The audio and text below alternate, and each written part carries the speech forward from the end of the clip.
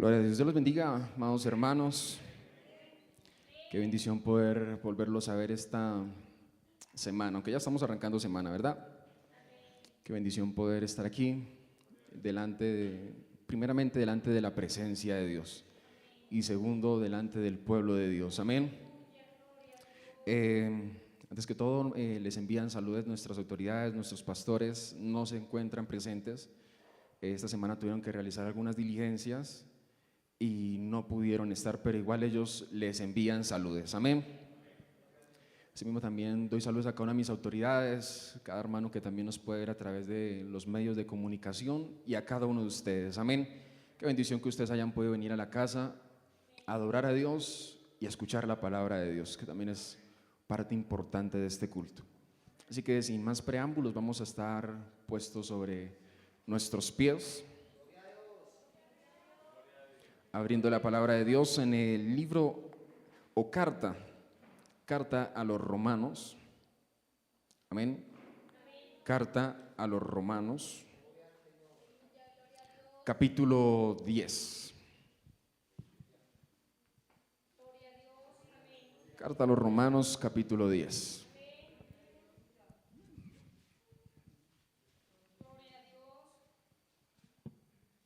Carta a los Romanos, capítulo 10.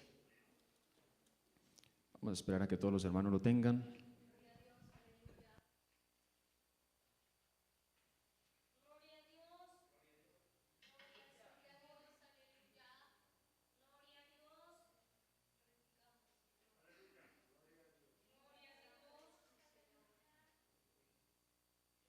Amén. Lo tenemos. Libro de Romanos, capítulo 10, verso 14.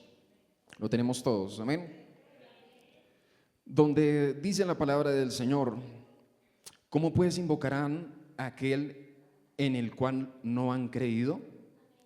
¿Y cómo creerán en aquel de quien no han oído? ¿Y cómo oirán sin haber quien les predique? ¿Y cómo predicarán si no fueren enviados? Como está escrito: cuán hermosos son los pies de los que anuncian la paz, de los que anuncian buenas nuevas.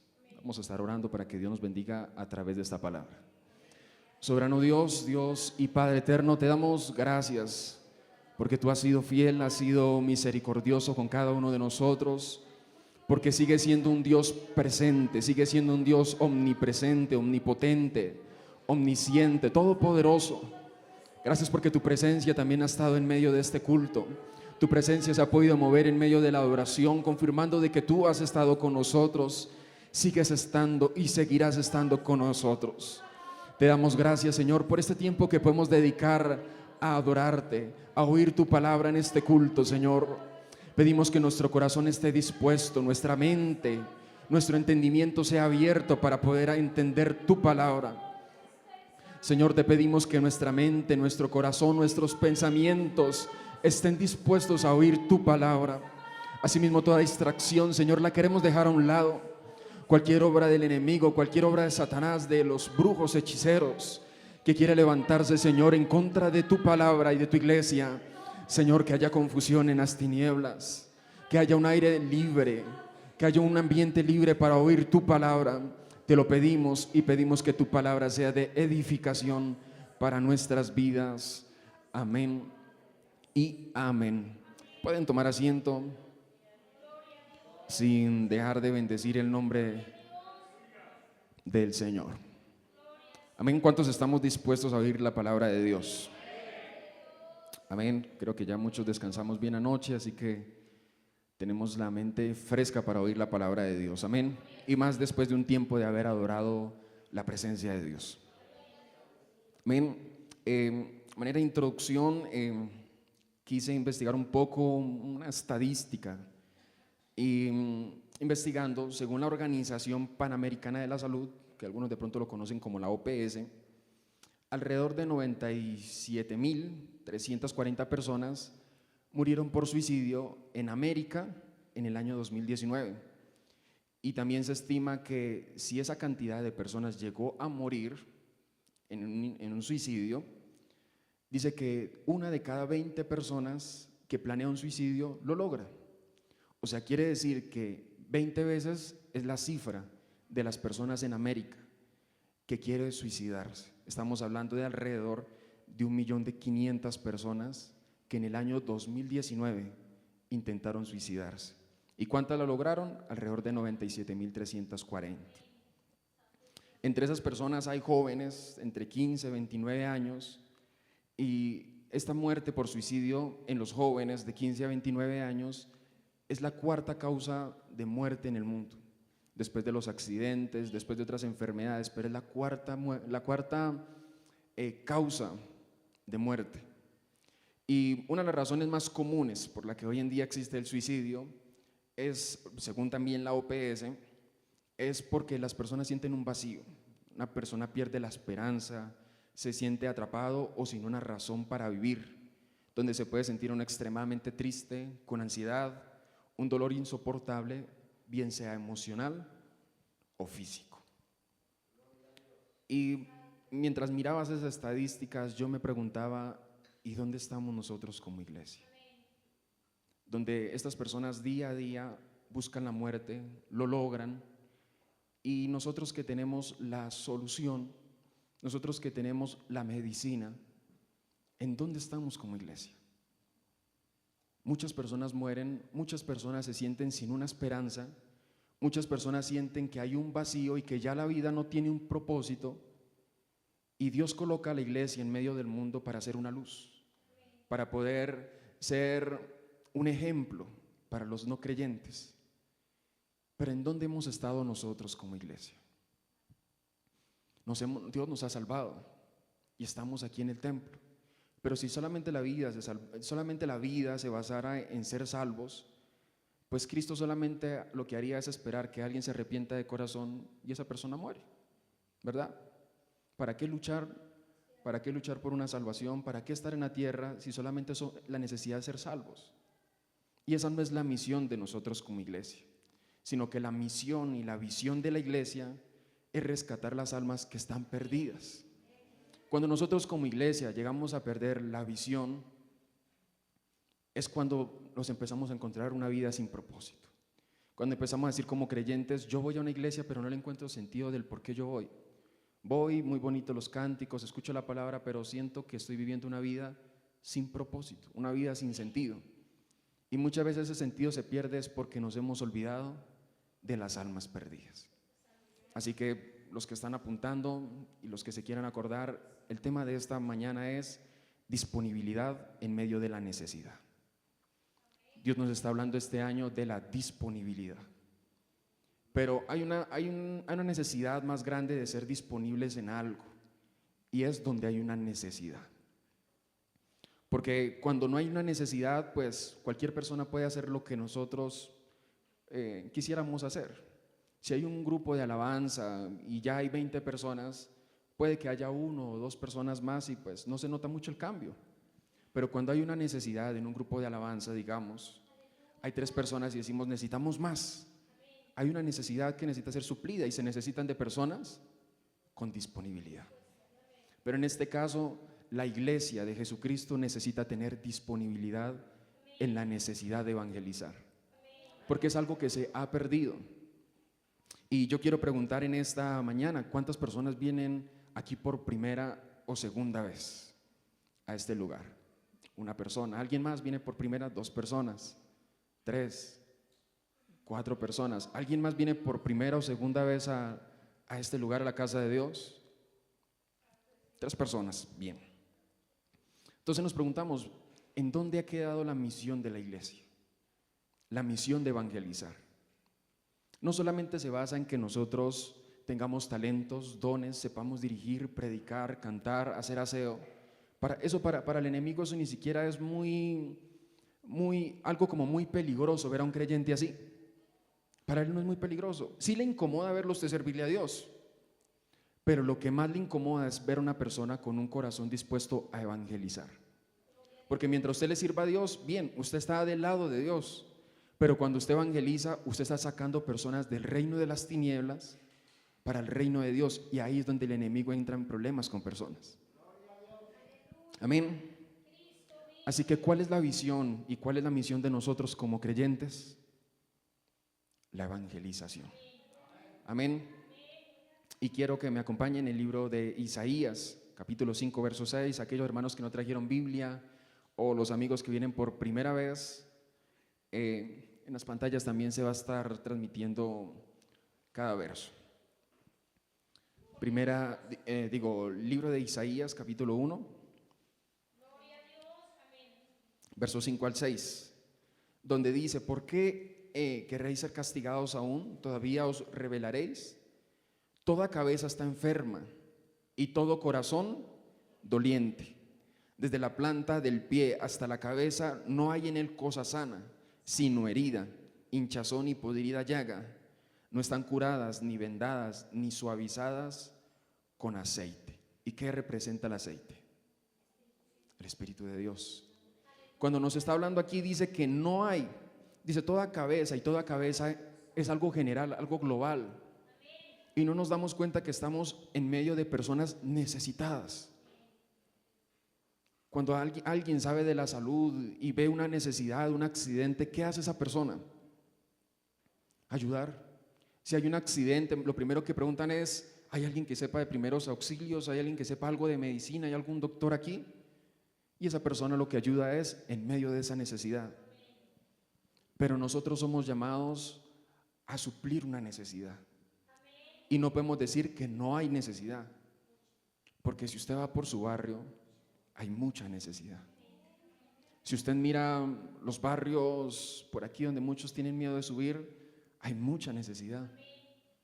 ¿Y cuántos de nosotros estamos dispuestos a llevar el evangelio en medio de esa necesidad?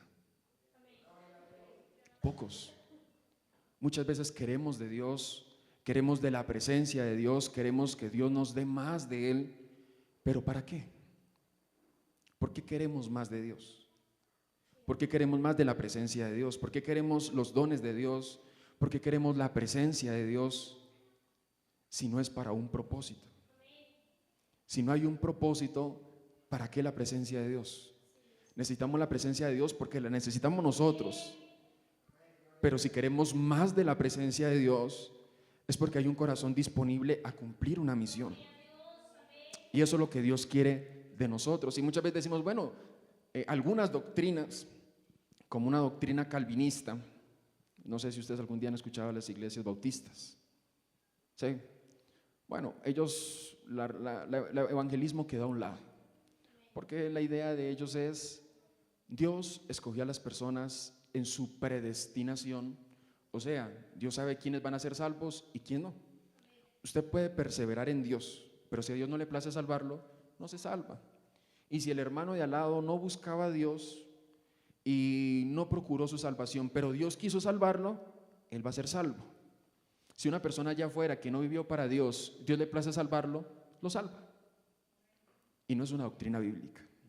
Dice la palabra que el que persevere hasta el fin, este será salvo. Entonces decimos, Dios salvará al que Él quiere, y no es así, sino que nosotros llevamos la palabra y hay corazones dispuestos a aceptar a Dios. Dice que muchos son los llamados y pocos los escogidos. Pocos aceptan ese llamado. No, pues dejemos que los ángeles entonces evangelicen. Y vamos a leer lo que dice el libro de Hechos, capítulo 10, el verso 5, donde dice la palabra: envía pues ahora hombres a Jope y haz venir a Simón, el que tiene por sobrenombre Pedro. El ángel estaba hablando con Cornelio y el ángel no cumplió la misión evangelística. Él no le dijo: Cornelio, Cristo ha venido a salvar al pecador, Cristo ha venido a salvar a ti y a tu familia. No fue lo que hizo el ángel, sino que el ángel lo que dijo es: llama a Pedro. Quiere decir que el evangelismo es un privilegio y una misión específica de la iglesia, que debemos cumplirla. Lo que le digo, no deje esa misión en las manos de Dios. No deje que Dios sea el que, pues sea el que Él quiera salvar, o vayan otras personas, o si Dios quiere que Él se salve, Dios le hará entender que Él debe ser salvo.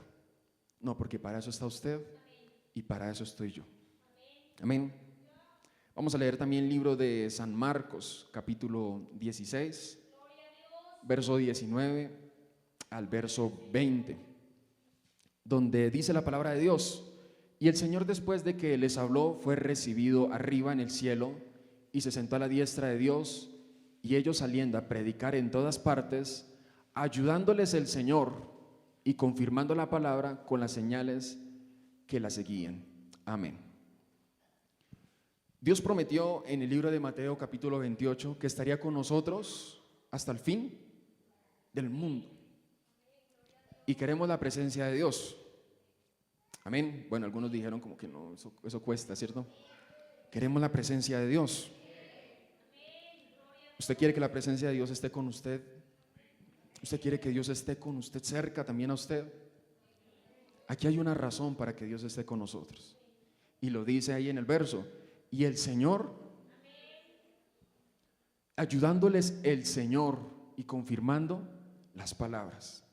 Muchas veces decimos, yo quisiera evangelizar, yo quisiera llevar la palabra a otras personas, pero no sé cómo hacerlo. No sé cómo, me da miedo el rechazo, no sé ni siquiera qué versículo usar. Les voy a hablar de la evangelización y termino hablando de otra cosa. Pues aquí la palabra nos dice que hay una persona, si está dispuesta, el Señor va a ayudarle y va a confirmar las palabras de esa persona. Pero se requiere de personas dispuestas. Si yo quiero que el hermano vaya a tal lugar porque hay una bendición para él, pero él dice, yo no quiero ir, pues allá está la bendición, pero no hay una persona dispuesta. Pero hay una persona que, por ejemplo, dice un texto bíblico, no lo tenemos aquí, pero dice que el padre envió a uno de los hijos y él dijo, voy a ir, y al final no lo hizo. Pero hubo otro que le dijo, no voy a ir, pero lo hizo. Y dice que ¿cuál es más bienaventurado? El que al principio no quiso, pero fue y lo hizo. Puede que usted al principio le haya dado mucho miedo y puede que le haya dicho a Dios, yo a eso no le hago. Pero si usted más adelante le dice, Señor, yo quiero hacerlo, para Dios eso es importante y para Dios eso es más valioso que aquel que le dice, yo voy a hacerlo y no lo está haciendo. Amén. También vamos a leer en el primer libro de Corintios, capítulo 1, en la primera epístola, Corintios, capítulo 1, verso 21. ¿Cómo se convierten las personas? ¿Qué dice la palabra de Dios? Primera de Corintios 1, 21. Pues ya que en la sabiduría de Dios el mundo no conoció a Dios, mediante la sabiduría agradó a Dios salvar a los creyentes por la locura de la predicación. ¿Usted quiere que las personas se conviertan? Predique. Predique no solamente en su sabiduría humana. Pídale a Dios sabiduría. Pídale a Dios que le respalde. Pídale a Dios que le ayude en medio de eso. Y en medio de esa predicación se van a convertir las personas. Las personas no se van a convertir porque usted le eche un chiste cristiano. Ni las personas se van a convertir porque usted le dijo que allá había una persona. Ni se van a convertir por lo que usted diga, por lo que usted le parece, sino solamente a través de la predicación. Amén. Y vamos a leer también otra carta a los Efesios, capítulo 2. Igual todos se está transmitiendo por los televisores. Amén. Libro de Efesios, capítulo 2.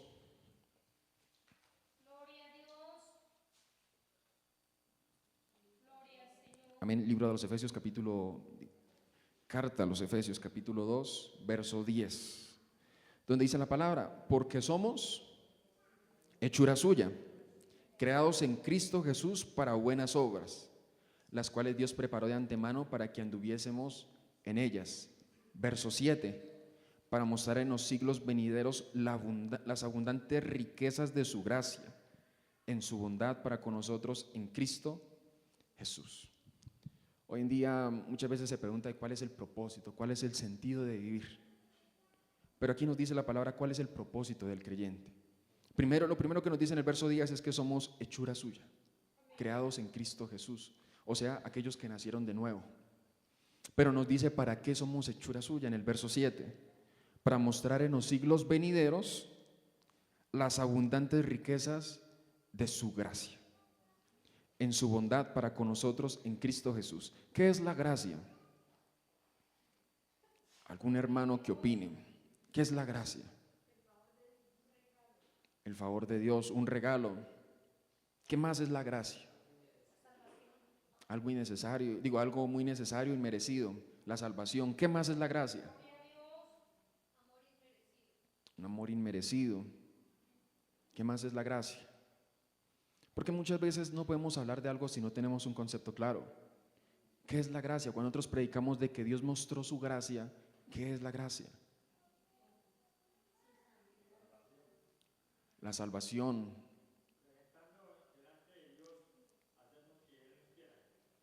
Amén. Estamos en la dispensación de la gracia. La palabra también. ¿Qué es la gracia? Dios ha tenido gracia con nosotros, ¿verdad? Muchos dicen la gracia es que la gente nos vea bien. Dios, dame gracia. Pero también la gracia es un perdón inmerecido. Quiere decir que aunque nosotros no merecíamos el perdón, Dios nos perdonó. Porque el hombre no merecía perdón.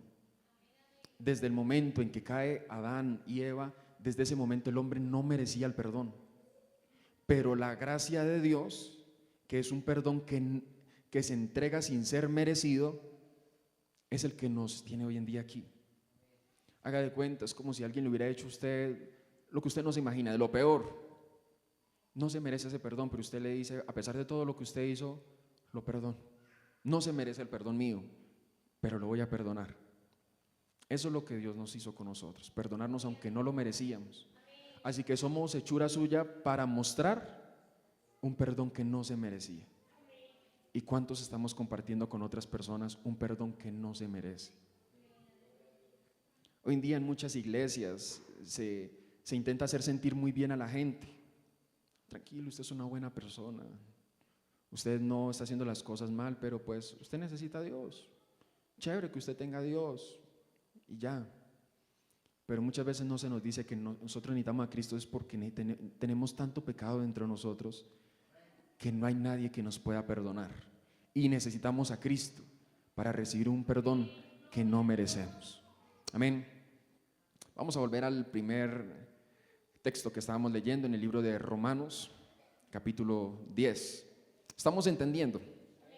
Amén, ¿me siguen? Romanos 10, verso 14. Donde dice la palabra de Dios: ¿cómo pues invocarán a aquel en el cual no han creído? ¿Y cómo creerán en aquel de quien no han oído? ¿Y cómo oirán sin haber quien les predique? Quiere decir que el evangelismo tiene 3 pilares fundamentales y nos lo muestra este versículo. El primero es oír, porque es necesario primero oír. La fe viene por el oír. Después, creer. Y por último, invocar. No se puede invocar sin oír. Y no se puede invocar sin creer. Y tampoco se puede creer sin oír. Lo primero con lo que empezamos es oír. Entonces, lo que Dios necesita es de personas que estén dispuestas a usar su boca para predicar. Y también lo que se necesita es una buena tierra donde esa palabra pueda dar fruto y puedan creer, y que a través de su predicación otras personas invoquen a Dios. No que renieguen de Dios, no que renieguen de una iglesia, porque tristemente hoy en día se ve mucho creyente así. Se queja de cosas de la iglesia, se queja del líder, se queja del pastor delante de la gente inconversa. Yo estoy yendo a la iglesia, pero imagínense que mi pastor hizo tal y tal cosa y ya estoy aburrido. Estoy esperando a ver algo si me voy. Estoy esperando que haya un traslado de pastor para poder irme. ¿Cómo esperamos que un creyente pueda invocar a Dios con un testimonio como es?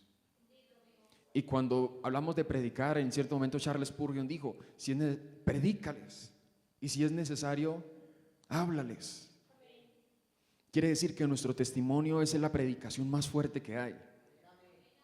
Porque si su vecino lo ve por allá agarrándose a botella por allá con su esposa, con su esposo, por allá peleando todas las noches, y va usted y le dice que Dios trae sanidad y esperanza a un hogar, ¿qué persona se va a convertir? Lo primero que la persona dice es, pero usted ¿de qué viene a hablarme? ¿Qué viene a decirme que haga esto? Así que la predicación más fuerte, como usted como creyente, es: miremos nuestras acciones diarias. Usted quiere que sus hijos se conviertan, usted va a hacer la predicación más fuerte. Usted quiere que su familia se convierta, compórtese como un creyente en las reuniones familiares. Que las personas digan: ese es un cristiano de verdad. Lo cogieron, lo trataron mal que por ser cristiano, y esa persona no dijo nada. Pero el cristiano fue y le respondió al inconverso: y agradece que soy cristiano, sino aquí voy sentando su cucharazo en esa nuca. Y la persona dice: ¿cómo así? ¿En dónde está ese creyente? Pero cuando una persona inconversa ve un testimonio de una persona, dice, en los momentos de pruebas, puede que la persona aparentemente se sienta muy bien, pero cuando vienen las pruebas y las dificultades, dicen: yo conozco una persona que lo que él un día me habló me puede servir en este momento. Puede que no lo escuchen en el momento, y puede que en el momento no le digan: yo voy a aceptar a Cristo, pero cuando llega la dificultad y usted guardó bien su testimonio, esa persona dice: hábleme nuevamente de lo que un día usted me habló. Y eso va a pasar. A mí me pasó en un tiempo, en mi tiempo de estudio, yo le predicaba a los muchachos del colegio. Se podía decir que el que daba las clases de religión era yo, porque nuestro profesor dictaba filosofía, religión, era una locura. Y lo que hacía el profesor a lo último, como yo era creyente, me pasaba a mí a dar la clase. Y yo les hablaba, les predicaba, les explicaba lo que yo había aprendido. Y en el momento algunos escuchaban, algunos al final de la clase preguntaban, otros estaban allá en sus cosas, pero cuando se sentían mal decían: Sebastián, usted un día habló de esto en una clase, explíqueme nuevamente eso. Y me acuerdo que a veces hacíamos grupos de 5 o 6 personas, hablábamos de la Biblia, de preguntas que tuvieran, y algunos repetían la oración de fe. Nunca pierda la esperanza, no pierda la esperanza con su familia, no pierda la esperanza con sus hijos, no pierda la esperanza con sus vecinos, con esas personas que usted dice: es tan difícil. Nunca pierda la esperanza, guarde su testimonio, predique la palabra, y llegará un momento en que el terreno estará perfecto, porque eso es lo otro. Hay momentos en los que el terreno está muy, muy duro, usted pone la semilla y no entra, y usted dice: ¿será que el problema soy yo? ¿Será que dije algo mal? ¿Será que este no era el versículo que yo debía usar? ¿Qué pasó? Y en ocasiones el problema no es la palabra, el problema no es el sembrador, sino la tierra. Dice en una parte que la que la tierra era dura, otra que tenía espinos, otra que tenía piedras, y otra que era una tierra fértil. Y una persona tiene que pasar por todas esas etapas, donde una persona es dura, donde una persona las aflicciones le van a ahogar la palabra, donde a otros el paso del tiempo se les va a olvidar la palabra, pero va a llegar el momento en que esa tierra va a estar disponible para poder sembrar la palabra. Y lo que usted debe hacer es perseverar, no perder la esperanza. Amén. Lo que le digo es: nunca pierda la esperanza en que aquella persona se va a convertir, pero guarde su testimonio. Porque usted se pone a decirle: este hijo del diablo, si no me escuchas, a ir para el infierno. Pues sí, es cierto. Es cierto. Entre usted sabe que es cierto. Pero esa persona dice: ¿de qué me viene a hablar este? Tampoco le digo que usted sea la persona 100%, voy a hablarle del amor de Dios, que Dios lo ama tal cual es y que así como Él está perfecto. No es así. El evangelio es una combinación de un Dios de amor, pero también de un fuego consumidor. Y ese es el mensaje evangelístico. No existe evangelio sin cielo, pero si existe un cielo también hay un infierno. Y es necesario que todos conozcan las dos partes. Amén. Hoy en día Dios nos ha hablado de diferentes maneras de un avivamiento. Y cuando nos hablan de un avivamiento, nosotros decimos: Dios mío, se va a quemar el cielo raso de tanto fuego de Dios. Y es cierto, Dios nos va a llenar de su presencia. Dios va a empezar a ver personas dispuestas para ser llenas de la presencia de Dios. Pero un avivamiento no solamente fueron manifestaciones de Dios, no solamente fueron dones de Dios, sino que fueron conversiones de multitudes. Eso era un avivamiento. Así que cuando Dios nos dice que va a haber un avivamiento, lo que Dios nos está diciendo es: ¿estás dispuesto a evangelizar? ¿Estás dispuesto a ser lleno no solamente para figurar en una iglesia, no solamente para figurar de una persona espiritual, sino estás dispuesto a ser lleno para anunciar que Cristo vive todavía? Esto es un púlpito y qué bendición. Chévere poder estar aquí. Es una responsabilidad muy grande y crea mucho temor. Si el hermano José Ortiz le temblaba la mano por una oración de la ofrenda, imagínense a mí, me toca aquí predicar. Pero hay púlpitos allá afuera. Tal vez no son púlpitos de 1 metro como este, pero ese púlpito es un parque. Hay un púlpito en cada esquina, esperando por un predicador. Tal vez no le dan participación aquí, no importa, allá afuera Dios le da participación.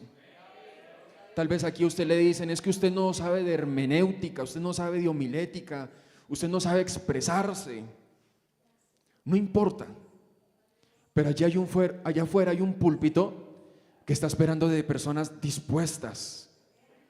Allá afuera hay un púlpito que está esperando de personas llenas de la presencia de Dios, porque se necesita Dios en las calles, no solamente en los templos. Qué bueno que Dios esté en medio de los templos, pero cuánto mejor es que las calles estén llenas de Dios. Pero para estar así, en esa condición, es necesaria personas llenas de Dios. Porque una persona vacía espiritual, ¿qué puede transmitir? Cuando usted le llega a una persona con desánimo, con crítica, ¿cómo se siente usted? Tal vez igual, se empieza a contagiar de lo mismo. Pero cuando usted, una persona, llega con ánimo a decirle: hermano, siga adelante. Yo he visto esas personas así, que muchas veces han dicho: yo me voy de la iglesia, ya me voy, me cansé, yo siento que Dios no tiene un propósito conmigo. E ir a hablar con esas personas y decirle: el enemigo solamente está atacando eso en su mente, pero Dios todavía tiene un propósito con usted. Y ver cómo cambia el semblante de una persona, eso es gratificante. Puede que a usted no le paguen por estar allá en un parque, pero el mayor pago es el sentir la satisfacción de que hay un corazón que estaba necesitado y usted está supliendo esa necesidad. ¿Cómo se siente usted cuando le dan participación en la iglesia? Aparte de que siente temor y mucho temblor, ¿cómo se siente? Dijo el hermano Leo el jueves: es necesario el compromiso para nosotros también empezar a sentir que debemos exigirnos. Pero después de haber dirigido, después de que le dicen: hermano, cante, después de que le dicen: hermano, pase a dirigir, y acabó su dirección de cantar, de adorar a Dios, ¿cómo se siente usted? Satisfecho. Usted dice: lo hice. Puede que haya tartamudeado. Usted le dijo: hermano, cierre sus ojos, levante sus manos y sus pies. No sé usted qué más dijo en medio de los nervios que tenía, pero usted se siente satisfecho de que le sirvió a Dios. Amén. Y cuánto más satisfacción cuando usted ve que 1 o 2 personas aceptaron a Cristo. Yo no sé cuántos de aquí han sentido esa satisfacción. Cuando usted le habla a alguien y acepta a Dios, y usted ve cuando esas lágrimas corren por esos ojos, y usted dice: valió la pena haber venido, valió la pena el tiempo que se le dedicó. Amén. Pero es necesario preguntarnos si nuestro estado espiritual y nuestra actitud son útiles para Dios. No cualquier instrumento es útil aquí en la iglesia. Podemos tener una guitarra, pero si esa guitarra está súper desafinada, no le entra el cable, no le funciona el botón de volumen. Tenemos este piano, pero está sin teclas. ¿Para qué sirve? Para hacer fachada. Asimismo, usted es un instrumento en las manos de Dios. Pero deberíamos preguntarnos: mi estado espiritual, mi condición espiritual y mi actitud, ¿le sirven a Dios verdaderamente? que Dios pueda decir, esta persona me sirve. Esta persona que está aquí lo puedo mandar a tal lugar a predicar porque su condición espiritual me permite. Pero si estamos mal con Dios y nos dice Dios, allí hay una persona endemoniada, un endemoniado de Juan Grande, ya no es de Gadara sino de Juan Grande, y usted no está bien con Dios, créame hermano que usted llega aquí al templo sin dientes, llega aquí con un ojo morado por poquito, porque su condición espiritual no era la adecuada para un servicio. Usted va y evangeliza y la persona, en lugar de ser receptiva al mensaje, no quiere nada. También a veces es por nuestra condición. Así que es bueno preguntarnos, ¿mi condición espiritual es útil para Dios? ¿Mi actitud con Dios es importante para Dios? Claro que sí, porque le es útil. Y esa actitud muchas veces la vemos en la casa de Dios, en el servicio a Dios. Muchas veces lo que digo, a veces no es ni necesario preguntarle, hermano, ¿usted está bien con Dios? Hermano, ¿usted está dispuesto? Muchas veces no es necesario preguntar, la actitud demuestra todo. Cuando usted ve una actitud como que, ay, por favor, hermano, dirija, ay, qué pereza otra vez a mí. Hermano, ¿nos quiere ayudar a cantar, por favor? Ah, qué fastidio, hermano. ¿Y a qué horas? A las 6. No, hermano, a esa hora yo no puedo. Hermano, si por favor puede hacer aseo. No, hermano, es que tengo ocupaciones, tengo muchas cosas que hacer. Pero entre usted sabe que no tenía que hacer nada. Ahí es cuando Dios empieza a decir, este me es útil, este no me es útil. Este sí me es útil, este no. Y muchas veces ese tipo de personas se pregunta, ¿y por qué Dios está lejano a mí? ¿Por qué Dios no quiere nada conmigo? ¿Por qué siento que Dios está tan lejos? Exactamente por nuestra actitud y nuestra disposición. Porque cuando hay una actitud dispuesta a servirle a Dios, Dios dice, hay una misión, vaya, predique, sirva, haga. Y para eso necesitamos ser llenos de Dios. Dios no lo va a enviar a usted a un campo de batalla con una cuchara. Dios no lo va a enviar a usted en medio de una guerra con un palo. Dios espera darle a usted lo mejor para una batalla necesaria. Y esta batalla, dice la palabra, que no es de carne ni de sangre. Es una batalla espiritual. ¿Y qué es necesario para poder obtener una victoria en medio de esta batalla? La presencia de Dios. Amén. Comúnmente nosotros como creyentes somos bautizados en agua, ¿cierto? Juan el Bautista también dice la palabra que él bautizaba en agua. Pero hoy en día Dios no solamente quiere que nosotros nos bauticemos en agua. No quiere Dios que nos sumerjamos en un río de agua. Solamente eso. O sea, no estoy en contra del bautismo, no. No solamente quiere eso, sino que dice que Él nos sumergiría en un río de la presencia del Espíritu de Dios.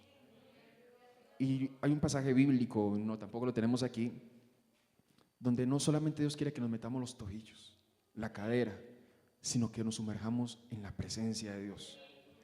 Cuando usted se sumerge en la presencia de Dios, hablamos el jueves, sus emociones, sus pensamientos, todo lo que hay en usted traerá paz. Dice la palabra que una paz que sobrepasa todo entendimiento, pero es necesario sumergirnos en la presencia de Dios para esta misión. Amén. Así que dice la palabra también que Juan era una antorcha que ardía y alumbraba, porque eso era lo que había en él. Ahora yo quiero preguntarle y preguntarnos a nosotros mismos, ¿qué refleja nuestra vida? ¿Qué reflejamos ante nuestra familia? Los padres de familia, ¿qué reflejan ante sus hijos? Discordia con Dios, discordia con las cosas de Dios, desánimo con sus propios hijos. ¿Qué es lo que refleja un padre con un hijo? ¿Qué es lo que refleja un hijo con un padre? ¿Qué es lo que verdaderamente está reflejando nuestra vida? Y dijeron por ahí ese silencio como que nos hace pensar que debemos mejorar, y esa es la palabra de Dios, nos ayuda a mejorar, siempre y cuando tengamos la actitud para aceptarla. Porque podemos decir, ¿qué actitud tiene usted con su hijo? Y el hermano dice, sí, eso le estaba diciendo era para el hermano tal. Ese sí le sirve porque ese sí es un mal ejemplo para sus hijos. Y no, la palabra es algo personal. No lo piense que es para otras personas, tómelo para usted. Así usted sienta que está bien en esa área, perfecciónese. Pero si Juan el Bautista ardía y alumbraba, ¿qué es lo que está reflejando en nuestra vida? ¿Qué es lo que transmitimos a otras personas? ¿Qué transmitimos cuando estamos delante de un inconverso? ¿Qué transmitimos cuando estamos delante de un converso? ¿Ánimo o desánimo? Lamentablemente hoy en día muchas personas se van de la iglesia y algunos dicen culpa del pastor, culpa del líder, pero no nos damos cuenta cómo nosotros llenamos de amargura sus corazones para que se vayan. Y después decimos culpa del líder. El líder tuvo la culpa. Pero nosotros tuvimos la oportunidad de hablar con esa persona y dijimos, sí, ese es un rema Aliado. Ese deberían sacarlo de aquí. Ese tal cosa, ese tal otra. Y en lugar de decirle, hermano, darle ánimo, llenamos a esa persona más de desánimo para que se vaya. Así que nuevamente la pregunta, ¿qué transmitimos a los demás? Qué bueno que nosotros tengamos un compromiso con Dios, de que nuestra vida pueda reflejar esperanza y ánimo, sin importar cuál sea la prueba, sin importar qué sea lo que esté pasando a otra persona, refleje ánimo a otras personas. Amén. Entonces ya les había dicho, entre los 14 y 15 años hay una gran cantidad de muertes a nivel mundial, entre los 15 y 29, y muchas veces no tenemos un buen concepto de los jóvenes. Más que todo lo digo por hermanos que ya son mayores. ¿Qué concepto usted tiene de un joven? Qué pena hacer tantas preguntas, pero yo creo que muchas veces nosotros mismos debemos respondernos sin que alguien nos diga. Nosotros tenemos una respuesta. ¿Qué concepto nosotros tenemos de la juventud? ¿Qué concepto usted tiene de un joven? Cuando usted ve un joven, ¿qué concepto es el que usted está teniendo de esa persona? Ese muchacho yo no le veo esperanza. Yo a ese muchacho lo veo que 1 o 2 añitos más y ese se descarrea. Ese muchacho, pura pinta de homosexual. Ese muchacho de ahí donde yo lo veo, ese muchacho va a caer con esa muchacha de allá. Ahí donde yo veo ese muchacho, mejor se va a terminar dañando. Yo sé que sí. Yo he escuchado comentarios de esos con jóvenes de la iglesia que yo digo, Dios mío, ¿cómo esperamos que la juventud permanezca ante esos comentarios?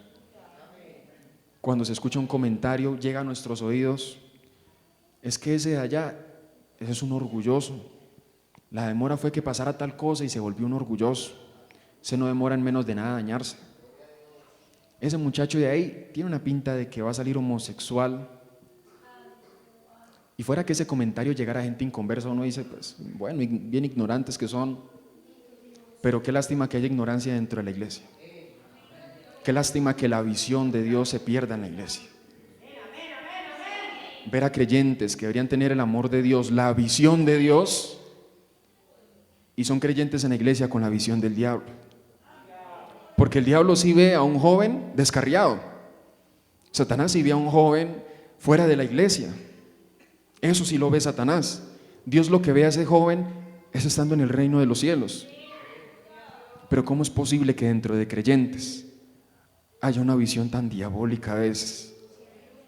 Dios ve a un joven en el cielo, Dios ve a una persona en el cielo. ¿Y cómo va a ser posible que nosotros que decimos tener el Espíritu de Dios, la mente de Cristo, tengamos una visión tan errada a veces? Eso se ve hoy en día. Esa persona de allá se va a descarriar en vez de nosotros ir a darle ánimo. Puede que hayan razones para nosotros dar ese prejuicio, porque a veces vivimos de prejuicios. Puede que sí hayan razones, pero ¿usted qué está haciendo para que esa persona permanezca? ¿Qué estamos haciendo nosotros como creyentes para que esa persona pueda seguir adelante, se corrija? Si nosotros vemos en alguien algún defecto, nosotros no somos para criticar a esa persona, sino para ir a decirle, hermano, venga, yo veo que está pasando esto, venga, hay algo en lo que yo puedo ayudarle en esa área. Gánese la confianza. pero no es para que le diga, hermano, sí, yo estoy pasando por esto. Yo sí sabía. Y se va con la hermana fulana, hermano, imagínese que este me dijo que esto y esto y esto y esto. Ese se descarrea. No es para eso, sino que si usted tiene la confianza, es para poder ayudar. Amén. Y lo digo más que todo con la juventud, porque dice la palabra, no tengas en poco tu juventud. Y lo sabía Pablo por algo, porque muchas veces se estima a los grandes. Este tiene pinta de esto, este tiene pinta de profeta evangelista querubín. Y vemos a una joven, no, pero es que esta sí no tienes, pero ni pinta de ujier. Descalificamos a las personas cuando delante de los hombres nosotros también somos descalificados. Me gustó algo que dijo el pastor Álvaro Niño el día que vino: todos somos hechos del mismo material. No crea ser más perfecto que otro, no crea que usted no es excepto a caer. Dice la palabra que mire el que esté firme, mire que no caiga. Y muchas veces uno al que más ve caer es al que en su mente estaba diciendo, este cae, este otro cae. Y por darse cuenta, dice la palabra que por cuidar viñas ajenas, descuida su propia viña. Así que hermano, yo lo invito, si usted ve a un joven, anímelo.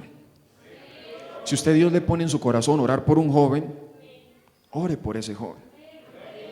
Usted que pasó por esa etapa, o yo no creo que en esa etapa usted fue un joven de ayuno, oración, fervoroso. Creo que no. Usted sabe qué es tener esa juventud. A ver, y qué vaina que tenga que un joven decírselo. Pero usted sabe cómo es la etapa de la juventud. Usted sabe que muchas veces quisiera vivir una vida loca. Amén, jóvenes. No, ninguno. Todos quieren ayunar. Entonces vamos a predicar hasta las 3. Pero todos en cierto momento quisieran dejar todo esto atrás. Si usted se le acerca a un joven y usted le pregunta, ¿verdaderamente usted todos los días de su vida usted quisiera estar aquí en la casa de Dios? ¿Usted siempre quiso estar aquí?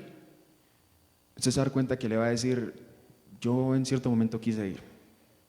Y yo que estoy aquí le voy a decir, en cierto momento yo quise irme. Yo cuando tenía 17 años, en un momento le dije, Dios, yo hasta aquí llego, ya yo siento que yo no puedo más, me voy.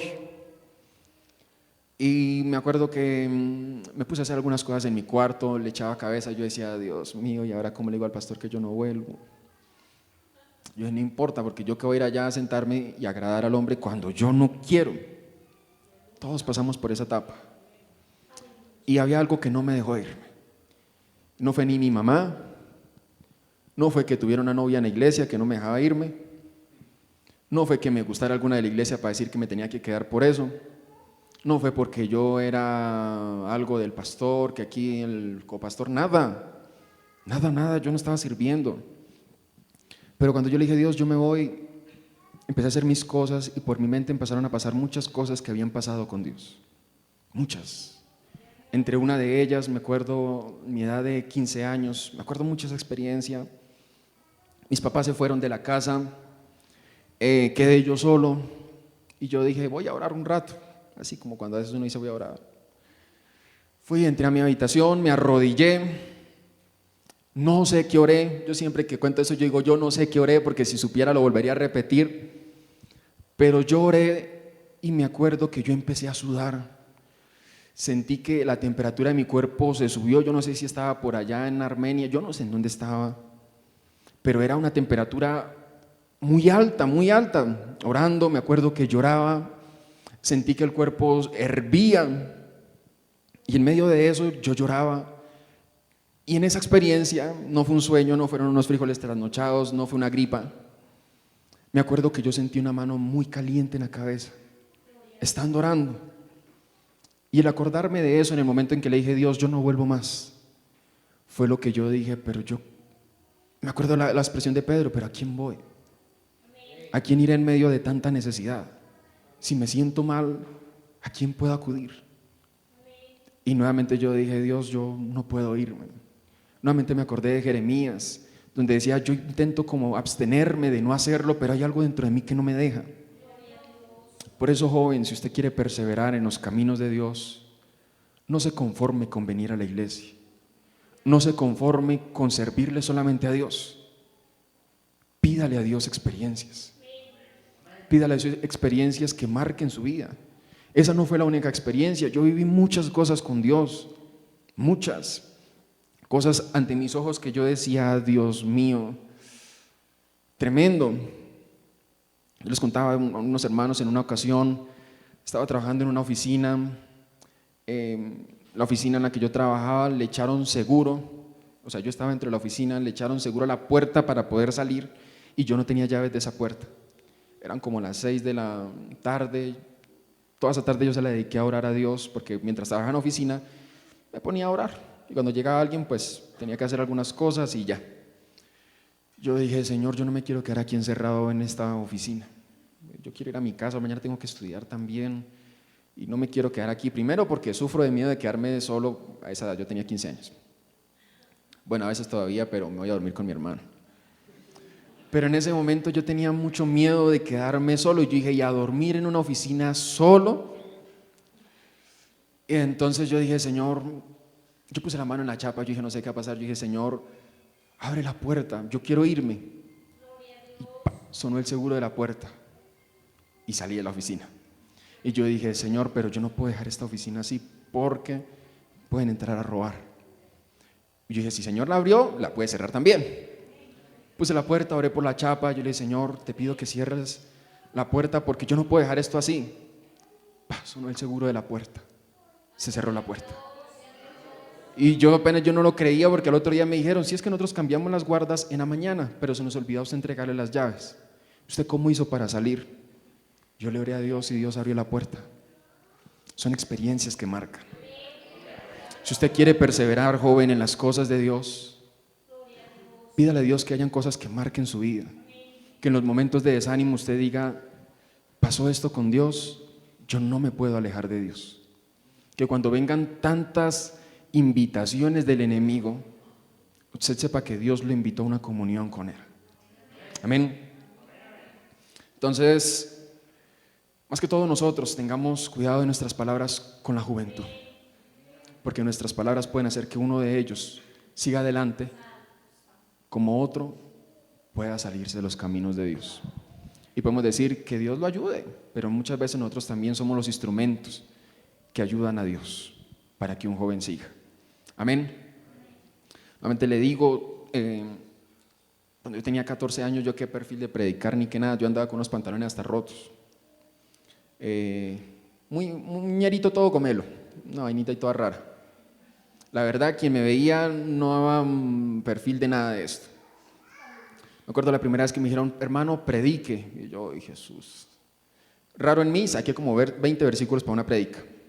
Y era para un campo blanco, 10 minutos de prédica. Nunca había leído tantos versículos tan seguidos así. Pero algo que me animó, algo que me ayudó a mí, fue el escuchar cuando algunas personas decían, hermano, predique, hágale, que yo sé que Dios lo va a utilizar, predique. Y yo, amén. Otras personas decían, hermano, usted tiene pinta de que le va a servir a Dios, hágale, empiece así. Una persona que está aquí presente, que me ayudó mucho, y yo digo, gracias a Dios, la hermana Mari. Yo me acuerdo que cuando yo iba a predicar, ella se me acercaba y me decía, mi hijo, Dios le entregó algo, entréguenos a nosotros. Y yo decía, amén. Porque me acuerdo que había un campo blanco, yo me encerraba por ahí en alguna de las habitaciones, no era mi casa, pero yo me encerraba en alguna habitación, de quién era no sé, pero yo me metía ahí. Y oraba y yo decía, Señor, ¿cuál es el mensaje? Así sea en un campo blanco, no importa. Mi palabra, lo que yo voy a decir puede desanimar a alguien o lo puede animar. Yo salí de ese lugar y me acuerdo que la hermana Mari me dijo, mi hijo, lo que Dios le entregó, entréguenos a nosotros. Y yo, amén. Pero si me hubiera dicho, ¿y este qué se cree? Pues allá encerrado, se creyó muy importante entonces. No, yo hubiera predicado con más nervios. Y ese es el momento en que le tendría miedo a predicar. Pero hubo una persona que estuvo animando mi proceso en la predicación. Por eso usted anime a un joven, anime a sus hijos. Si usted está con algún familiar que es joven, anímelo. Si le tocó servir en algo, anímelo a que lo está haciendo bien. Porque a veces acaban un culto de niños y, ay, pero usted y esa tartamudea era tan horrible, hermano. Pero vaya y póngalo a cantar allá canciones mundanas y para eso sí es bueno. Pero vaya y póngalo allá a orar y mero tartamudo. Y no se da cuenta que esas palabras desaniman a un niño. Puede que sea verdad, lo ponen por allá a cantar otras cosas y le fluye. Pero está empezando, lo está haciendo. Y está esperando de un padre de familia que por lo menos reconozca que lo está haciendo. Amén. Hay una parte en la palabra que dice que hubo una generación que no conocieron al Dios de sus padres. Y se lo dejo ahí de tarea, tampoco lo tenemos aquí. Pero muchas veces tenemos jóvenes, niños dentro de la iglesia que no conocen al Dios de sus padres. Toda una generación que no conoce al Dios de los padres que están aquí presentes. Y muchas veces niños vienen porque están los padres. Pero es bueno que estos niños empiecen a tener experiencias con Dios. Porque si no tienen experiencias con Dios, van a tener experiencias allá afuera en la calle, que tal vez van a marcar su vida para siempre. Van a tener experiencias con un cigarrillo, van a tener experiencias con un cigarrillo de marihuana, van a tener experiencias con alguna droga, con algún delito, y tal vez eso va a marcar su vida para siempre. Por eso, si usted está aquí, niño, adolescente y joven, su vida debe ser marcada por la presencia de Dios.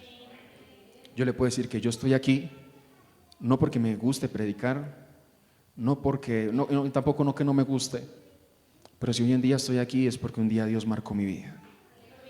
Y eso es lo que hoy en día me ha permitido no irme de aquí. Por eso, joven, es necesario que su vida sea marcada por la presencia de Dios. Vamos a ir a otro texto bíblico. La palabra de Dios debe ser el centro del mensaje, amén.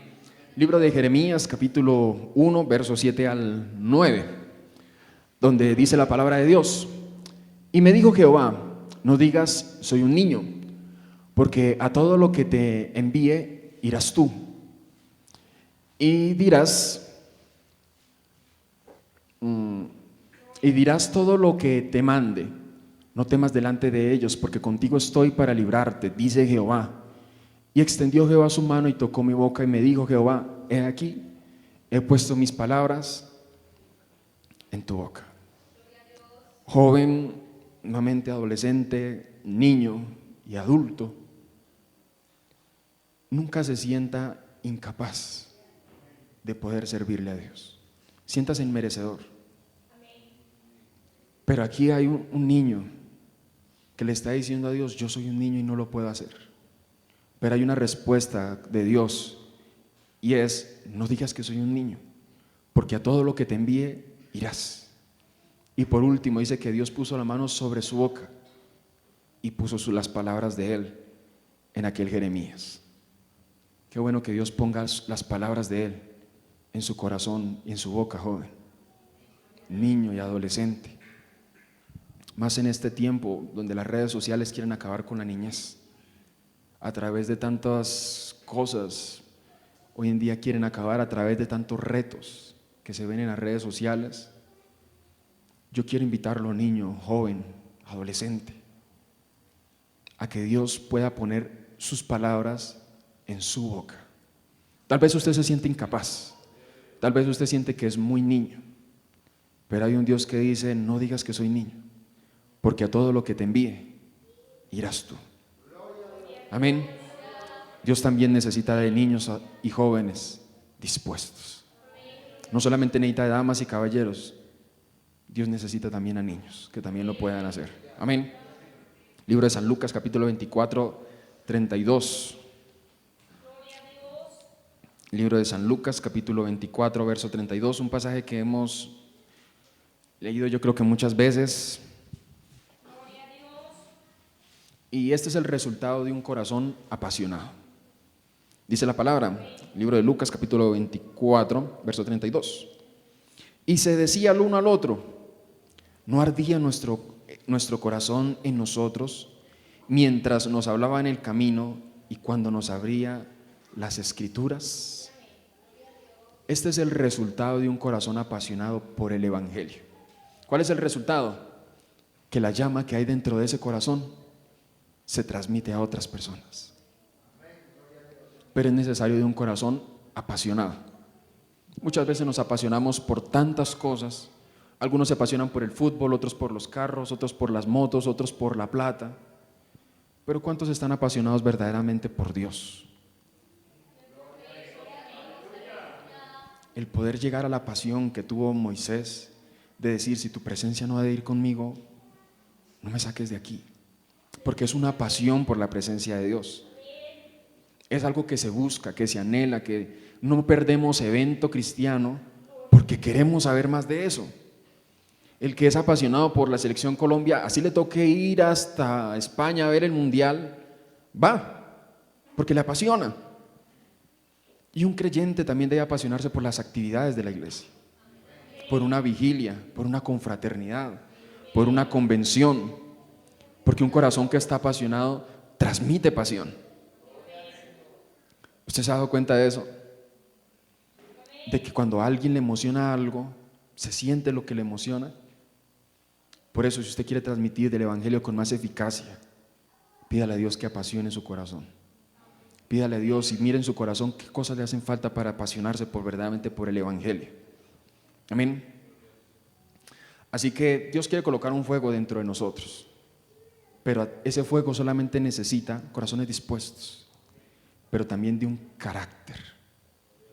Y quisiera centrarme un poco en esto, porque muchas veces, y otra vez muchas veces, pero en ocasiones somos tan llenos de Dios, pero no contamos con el carácter para mantener lo que Dios nos ha dado. Porque Dios nos puede llenar, pero si nuestro carácter es tan explosivo y tenemos tantos problemas, esa unción se va perdiendo. Empezamos a ser instrumentos poco aptos, porque Dios quiere llenarnos, pero es necesario de personas dispuestas también a dejar moldear su carácter. Porque algo que sí le puedo decir, usted quiere retener lo que Dios le va a dar, forme el carácter. Si usted forma el carácter, usted puede retener lo que Dios le ha dado. Necesitamos unción y carácter. Amén, en este tiempo. Así que algunos de los puntos que tengo aquí dice que de nada sirve tener un auto deportivo muy lujoso, lo último. Eso, mejor dicho, cuando acelera se levantan las dos llantas de atrás, no importa, si no hay un buen piloto. Y hoy en día el evangelio es lo más sofisticado que hay, es lo que el hombre necesita, pero se necesita de un buen piloto, y ese piloto es usted, porque de nada nos sirve tener un buen evangelio sin alguien que le dé uso. ¿Cuántos de aquí creemos que el evangelio es la mejor opción para el hombre? Amén. ¿Cuántos creemos que el evangelio es eficaz y verdadero? Amén. Entonces, ¿por qué se lo reserva solo para usted? Bueno, ya se fue la emoción. Si pudiéramos tener aquí unos medidores de emoción, como que nos fuimos para el piso en emoción. Pero si algo es tan bueno, ¿por qué lo reservamos solamente para nosotros? Cuando usted sabe, hoy en día en la tecnología, uno dice, este teléfono es bueno. ¿Usted qué hace con esa que usted sabe que es muy bueno? Lo recomienda. Si otra persona dice, es que el teléfono está que me da guerra, usted le dice, yo tengo y este es buenísimo, este es, mejor dicho, 8 GB de RAM, cámara de 108 megapíxeles, ¿qué más no tiene? Pero ¿por qué si nosotros sabemos que el evangelio es tan eficaz, que es lo mejor que tenemos? ¿Por qué cuando hay necesidad nosotros no decimos, yo conozco un Dios que puede suplir esa necesidad? ¿Por qué no lo hacemos? Tal vez tenemos miedo.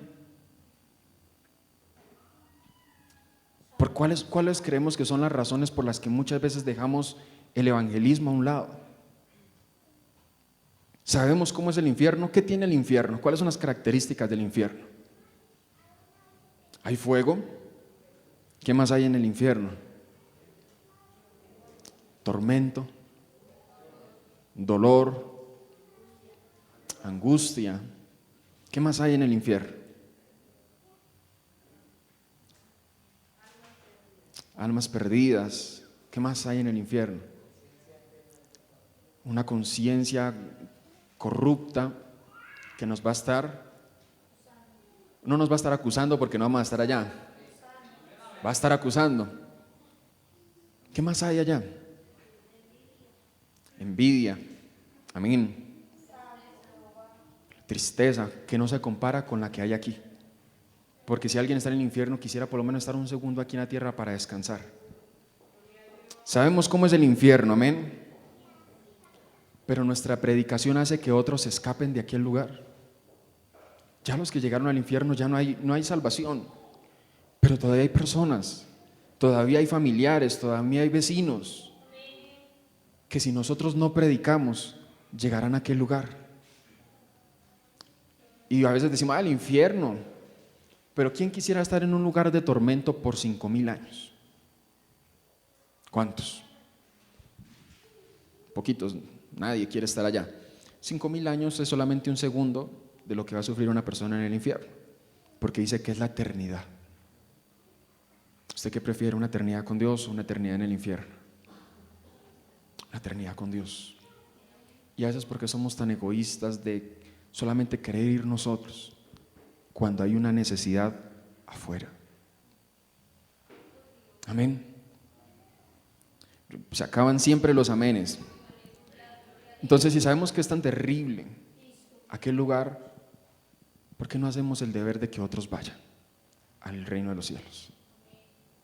Amén. ¿Usted quisiera que su familia fuera a aquel lugar? ¿Usted quisiera que sus hijos fueran a aquel lugar? ¿Usted quisiera ir a aquel lugar? Qué bonito es poder ir al cielo. No estamos aquí por miedo al infierno, o tal vez un pequeño porcentaje, pero creo que qué bonito es, si dijimos que 5,000 años es un segundo en el infierno, 5,000 años también será un segundo en el cielo. Qué bueno que aquel lugar habrá paz. Y como cantábamos aquí en aquel himno, yo creo que también estaremos ahí en el cielo algún día diciéndole a Dios, aleluya. Es un himno muy bonito. Y yo creo que mientras lo cantábamos, no solamente estábamos nosotros, yo imagino que también habían ángeles de Dios que también nos acompañaban en esto, porque dice que hay ángeles ministradores. Mientras usted estaba adorando, también habían ángeles cerca suyo adorando a Dios de la misma manera. Pero en aquel lugar estaremos donde no habrá aflicción y la paz de Dios será para siempre.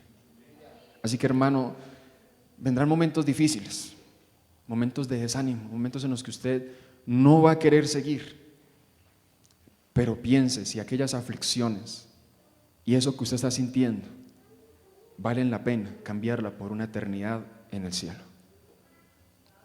Póngalos en una balanza, su desánimo, las aflicciones, y ponga al otro lado de la balanza una eternidad con Dios. Si estamos aquí es porque queremos un día poder estar siempre delante de Dios. Aquel Dios al que usted le ora, aquel Dios al que usted adora, un día lo tendrá de frente y le podrá ver el rostro, porque ahora sí su naturaleza que Dios le va a dar, le va a permitir ver a Dios cara a cara. Pero persevere, ayude a que otro joven pueda estar con nosotros también allá por la eternidad. Dice que muchas veces el ejército que más se ataca entre sí mismo es la iglesia, que no ha habido otro ejército que se ataque entre ellos mismos, sino la iglesia. Se cayó una denominación, eso, que se haya caído, bien maleados que sí eran. Y créame que ni un inconverso se regocija tanto en que se haya caído una iglesia, una denominación, como a veces una misma denominación creyente. ¿Qué visión tenemos? ¿La visión de Dios o la visión de las tinieblas? Amén. De un gloria a Dios los que están dormidos. Así que la estrategia que hoy en día va a usar Satanás es llenarlo a usted de otras prioridades. Si yo les preguntara y me preguntara a mí mismo, hermanos, ¿por qué en ocasiones no evangelizamos? Algunos dirán, hermano, es que mi trabajo, hermano, es que estoy muy ocupado con mi estudio. Hermano, ¿qué otras excusas hay para no ir a evangelizar? Eso, la pereza. ¿Qué más excusas hay para no ir a evangelizar? La lluvia, el transporte. ¿Qué más excusas hay? No, siempre hay una negligencia. Pero ¿cuáles son las razones más comunes que usamos con Dios primeramente para no evangelizar? Ocupaciones, el tiempo. Hermanos, que yo vivo muy lejos. Hermano, tengo un trabajo. Y lo que Satanás ha hecho últimamente es llenar a las personas de otras ocupaciones y prioridades, aparentemente, para que las personas no vean el evangelismo como una prioridad. Y nuevamente cabe aquí la pregunta: ¿cómo lo ve a usted el enemigo, hermano? ¿Como una persona altamente peligrosa o como una persona pasiva que le puede enviar para cualquier demonio y lo desanima y ya? ¿O usted es uno de esos que dice, con este toca uno de más alto nivel porque está cumpliendo una labor fuerte? Hoy en día Dios ataca así al Ujier, ataca al grupo de alabanza, pero no hay un ministerio tan atacado como el grupo de evangelismo. Por eso le digo, hermano, a mí no me interesa. Sé que si el enemigo es mi, que el enemigo es, o que el diablo es mi enemigo, que eso ya lo sé. Pero hay algo que sí nos debe interesar, es Satanás lo ve a usted y me ve a mí como un enemigo. Verdaderamente él dice, este es un enemigo mío y este me está causando daño. Porque resulta que yo tenía a estas personas y me las quitó. Resulta que yo iba a sacar a estos de la iglesia y llegó este y les volví a dar ánimo. A mí me sorprende cuando yo salgo de mi casa y yo veo a la hermana María Eugenia en toda la esquina de mi casa evangelizando a 3, 4 personas y yo digo, ¿y yo qué hago? Yo a veces, créame que no es la primera vez que yo a veces he salido y yo la veo a ella evangelizando ahí en las calles. Y tal vez usted la tenga un poco. Tal vez usted no la vea aquí muy continuo predicando. Pero en el reino de Dios y en el reino de las tinieblas es muy conocida. Y a eso nos llamó Dios, a ser personas dispuestas. Y que ese sea el lema que marque nuestra vida, disponibilidad. Amén. Ya casi voy acabando la introducción. Así que es alarmante el crecimiento que hay hoy en día de ramas de una pseudo espiritualidad. Espirituales como cuáles, como el misticismo, donde la idea principal es que el hombre puede resolver todas sus necesidades espirituales. ¿Usted alguna vez ha escuchado acerca de eso? ¿Sí? Nunca. Nunca le he dicho que la felicidad la haya solamente dentro de usted mismo. ¿Sí? Nunca le han dicho eso. ¿No? Bueno, a mí sí me lo dijeron. En donde nos dicen, busque la felicidad dentro de usted mismo. Busque las respuestas en su corazón. Y en parte hay un 10% ciertas, pero dice la palabra que engañoso es el corazón más que todas las cosas. Y esta rama lo que hoy en día nos han hecho es que muchas personas ya no quieran buscar a Dios, porque dicen, ¿para qué buscar a Dios si yo con un momento de meditación puedo hallar la paz? Puedo sentirme bien. Ramas como el misticismo. Entonces, estas personas que hacen como prefabricar una paz momentánea, una paz temporal. Pero nosotros debemos predicar que la paz no es temporal, sino que las personas necesitan una eternidad con Dios. Porque sí, hay personas que pueden tener paz por 10, 20 años a través de esas pseudoespiritualidades, pero su eternidad la suple el karma, Alá, tantas religiones, el budismo que maneja mucho la meditación, podrán suplir una eternidad. Ninguna, sino solamente lo que nos dice la palabra en el texto siguiente, Juan 11.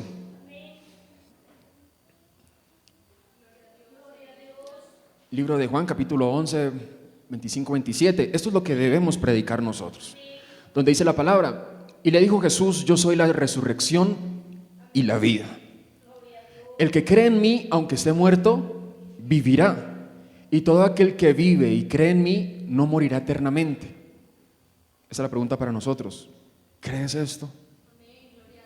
Le dijo, sí, Señor, yo he creído que tú eres el Cristo, el Hijo de Dios, que has venido al mundo. Esa es la vida que nosotros debemos predicar. Usted tiene hoy en día muchos enemigos: el satanismo, la hechicería, pseudoespiritualidades, como yo le decía, algunas, misticismo, tantas líneas. Pero algo que usted debe predicar es que Cristo es la vida. Cristo no fue un maestro de la meditación trascendental, ni del quietismo, ni del estoicismo, ni de tantas ramas por allá, todas chichipatas que salen por ahí, sino que lo que nos viene a enseñar es que Él es la vida y que es necesario que hayan personas llenas de vida que prediquen de aquella vida. No que predique de su vida, sino de la vida que es Dios. Amén. Entonces, joven, hermano, niño, adolescente, si usted sabe que tiene un llamado de parte de Dios, no se preocupe por la opinión de los demás. No se preocupe por lo que los demás piensan de usted. No se preocupe si los demás no dan un peso por usted. No importa si los demás dicen: usted no califica, su pasado no califica para esto, su porte, su estatura, cualquiera que sean sus ojos, no califican para un servicio. Hay un Dios que sí lo califica a usted, para que usted sirva. Pero no solamente necesitamos ser calificados por Dios, necesitamos estar dispuestos. ¿Dispuestos a qué? A servirle a Dios. Amén. Así que el propósito perfecto de Dios es que nosotros anunciemos el Evangelio, pero ser llenos del poder de Dios. Dice una frase que el evangelio sin el poder es un propósito sin una herramienta para poder llevarlo a cabo. Pero si nosotros tenemos poder y no el Evangelio, ¿para qué poder? Si no hay una misión que cumplir. Amén. Ahora sí, para terminar, vamos a leer el primer libro de Juan, capítulo 2, verso 18, donde dice la palabra de Dios. Primera carta de Juan, capítulo 1,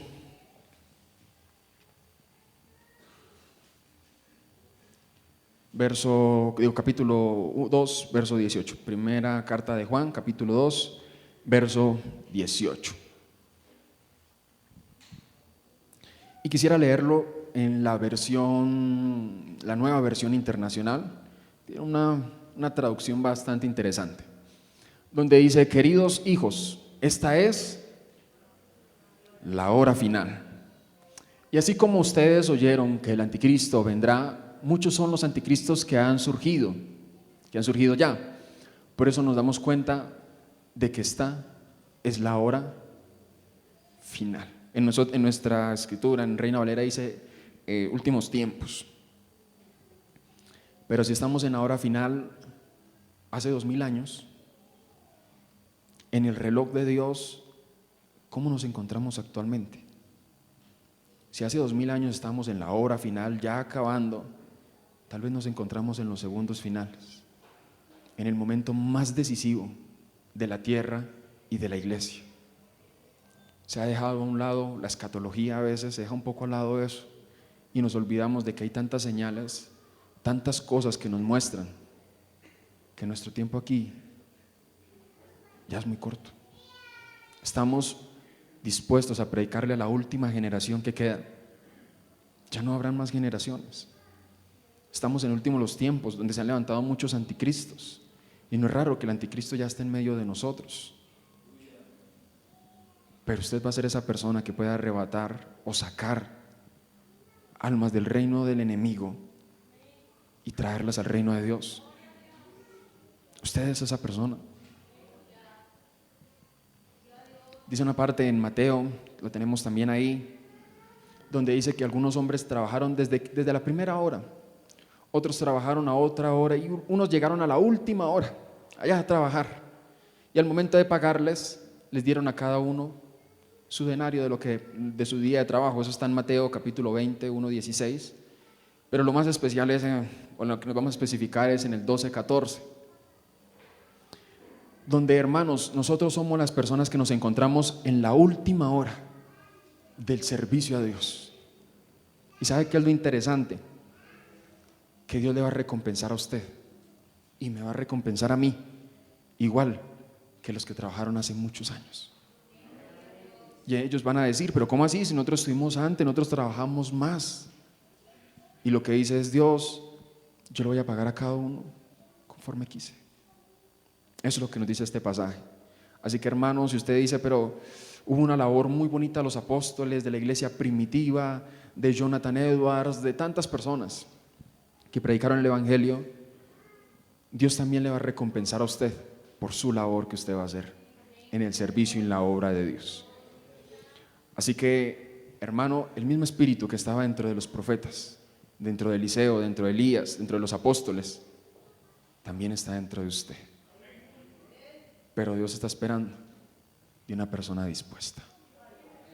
Dios está esperando de un Isaías que le pueda decir, heme aquí, Señor, envíame. Porque dice la palabra que Dios dijo, ¿quién irá por nosotros? ¿Y quién anunciará? Y hubo un hombre dispuesto en Isaías, el mismo escritor, que le dijo, heme aquí, envíame a mí. Y unos años más atrás hubo una necesidad de que el pecado fuera quitado y hubo otro dispuesto, y fue nuestro Señor, y también dijo, heme aquí, envíame a mí, yo iré por ellos. ¿Será esa misma respuesta la que usted le puede dar a Dios? Dios le dio una respuesta al mundo cuando dijo, heme aquí, envíame a mí, yo iré por ellos. Pero usted le puede dar esa misma respuesta a Dios. Usted le puede decir, Señor, heme aquí, envíame a mí, yo también iré por ellos. Porque Dios lo ha capacitado, Dios le ha dado talentos, Dios ha gastado mucho tiempo con usted, Dios ha invertido tiempo en usted, Dios ha invertido procesos, Dios ha invertido confraternidades, Dios ha invertido profecías, Dios ha invertido tantas cosas dentro de usted y dentro de mí, para que a última hora le digamos, yo no quiero hacer nada. Piense por un momento, ¿qué es lo que Dios ha invertido dentro de usted? ¿Cuántas cosas Dios le ha dado a usted como iglesia? A usted personalmente, ¿cuántas veces Dios le ha hablado directamente y le ha dicho, te necesito en tal servicio, te necesito predicando en aquel lugar? ¿Cuál va a ser su respuesta delante de Dios en esta mañana? Puede decirle, Dios, estoy tan ocupado que yo no puedo. O puede decirle como el lema de este año, heme aquí, yo iré por ellos. Vamos a estar puestos sobre nuestros pies. Y puede levantar sus manos. No le voy a decir que pase aquí adelante, el que quiera pasar bien puede hacerlo. Pero Dios está buscando personas dispuestas en esta mañana. Y para Dios no solamente es importante el que usted le diga, Señor, heme aquí, sino para Dios es importante sus acciones. ¿Qué acciones va a tomar de aquí en adelante? Puede decirle, Señor, aquí estoy yo, aquí está mi vida. Si mi vida te es útil, úsala. Si mi vida en algo te es útil, tal vez la tengo yo mismo en poco, tal vez siento que no soy capaz, tal vez siento que yo no puedo, tal vez siento que mi pasado, tantas cosas no me permiten hacerlo. Pero aquí estoy. Tal vez usted puede decirle, muchos me han tenido en poco, algunos dicen que yo no soy capaz, pero dígale, Dios, si tú ves algo en mí, úsame. Si usted le puede decir, Señor, si mi vida te es útil, aquí está. Esas personas son las que Dios está mirando en esta mañana. Cuando con un corazón contrito pueden decirle, Señor, aquí está mi vida, si te es útil, úsala. Úsala. Sí, sé que hubo un pasado desastroso, sé que pasaron muchas cosas, pero si te es útil, úsala. Puedes decirle, Señor, no sé cuánto tiempo queda, Tú sí lo sabes. Pero si te son útiles mis últimos años de vida, úsalos. Dios va a recompensar eso. Dios no va a tener eso en poco. Dios no lo va a dejar solo.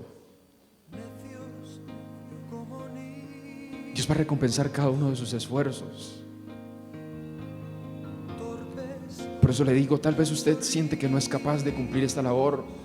Tal vez usted siente que lo han tenido en poco. Pero no importa ese pasado. No importa lo que hayan dicho de usted. No importa lo que usted mismo se diga de usted. Lo importante es que Dios dice: me eres útil. Sigue. Sigue, porque dice la palabra que hay una corona de vida que nos espera. Vendrá el desánimo, vendrán los momentos difíciles, vendrán los momentos en los que quieres ya no seguir más. Pero hay un cielo que nos está esperando. Hay unas mesas servidas que te están esperando.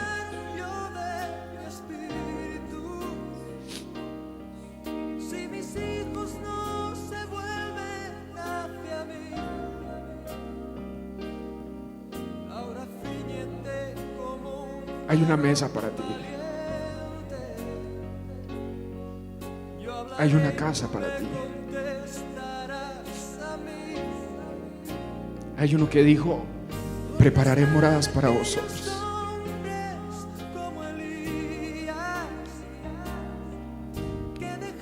No pierdas el ánimo, porque hay una casa que te está esperando en el cielo. Hay una silla en una mesa muy larga que está esperando por ti.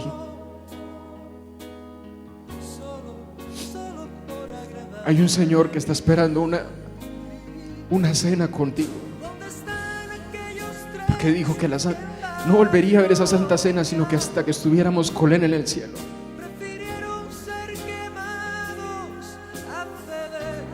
Pero mientras estés en la tierra, Dios está esperando un corazón dispuesto, porque Él estuvo dispuesto a dejar el cielo, estuvo dispuesto a dejar toda comodidad que tenía en el cielo y hacerse pobre por estar dispuesto a ser salvo, para poder salvarte, para que estuvieras aquí.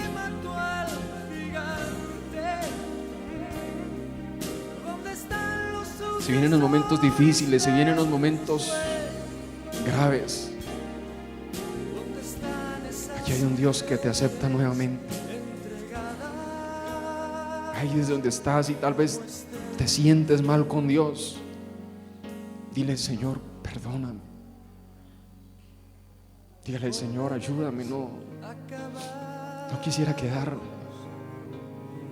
No quisiera perderme esa propuesta de ir al cielo. No quiero. Pues dile: Señor, yo quiero ser un instrumento en tus manos. Y la presencia de Dios llenará nuestros corazones para ese propósito. Ahí donde usted está, si quiere, acérquese a algún joven, algún adolescente, abrázalo, dígale: siga adelante. Usted no sabe cuántos de ellos sienten ya no poder más. ¿Dónde están esas personas dispuestas a ir donde un niño, a ir donde un adolescente, a ir donde un joven que necesita de su oración? ¿Dónde está esa persona dispuesta? ¿Dónde está esa persona dispuesta que puede ir a abrazar a un adolescente, a un joven?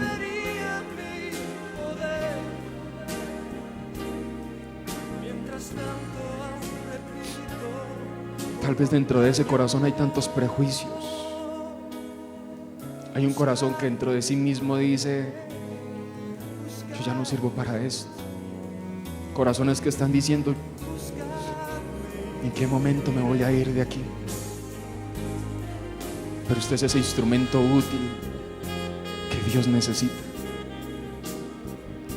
No importa si hay dos personas con un adolescente, si usted está libre y está dispuesto, vayan de un niño, Vaya, acérquese donde ese niño que está ahí. Dígale: Señor, ayúdalo, por favor. Tal vez Dios va a colocar en su corazón ese dolor que está sintiendo él. Pero hay un joven que está necesitando de un hombre y de una mujer de Dios.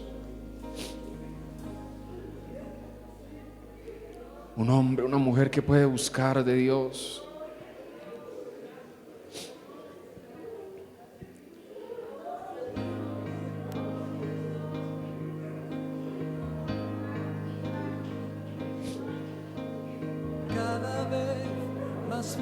Dígale: Señor, hazme sentir lo que está sintiendo este joven. Permíteme sentir el dolor que está viviendo ella.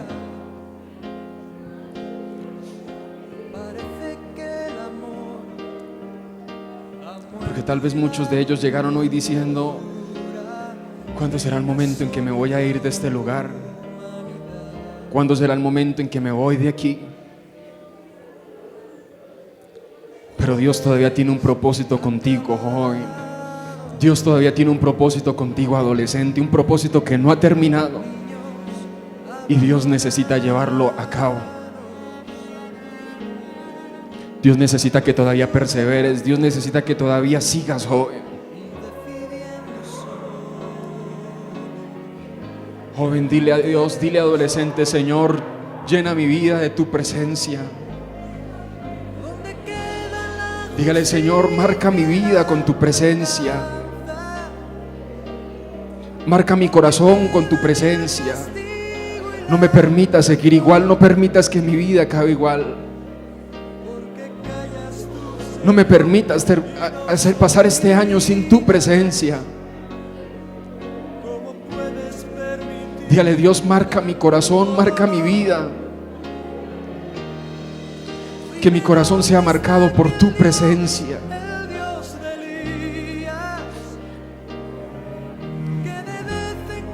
Dígale, joven: Señor, marca mi corazón, marca mi vida.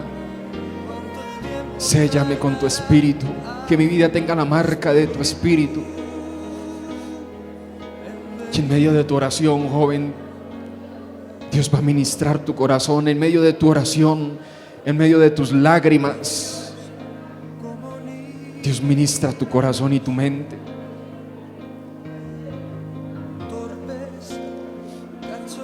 Dios tiene un propósito con la juventud. Dios tiene un propósito con cada hermano.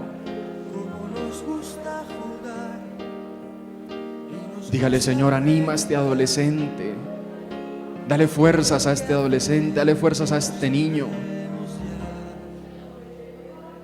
Dígale: Señor, aquí estoy dispuesto para hacerlo. Dios aún sigue hablando.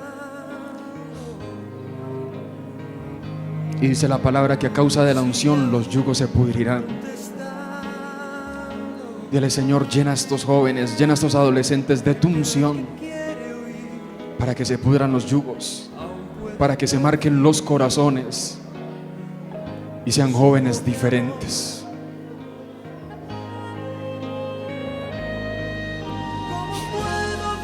Dios está llenando los corazones. Dios está llenando las vidas. Si mis hijos no se vuelven hacia mí, ahora ciñete como un varón valiente. Yo hablaré y tú me contestarás a mí. ¿Dónde están aquellos hombres como Elías, que dejaron todo por seguirme a mí, que rompieron compromisos con el mundo, solo por agradarme a mí? ¿Dónde están aquellos tres que en Babilonia prefirieron ser quemados a ceder? ¿Dónde está aquel Daniel que me adoraba? ¿Dónde está el José. ¿Dónde está ese niño que mató al gigante? ¿Dónde están los sucesores de Josué? ¿Dónde están esas mujeres entregadas como Esther?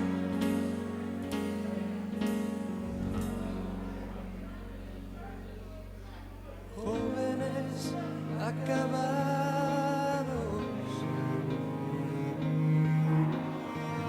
niños abandonados, a precio de placer, y pagan inocentes los errores de otros en el ayer.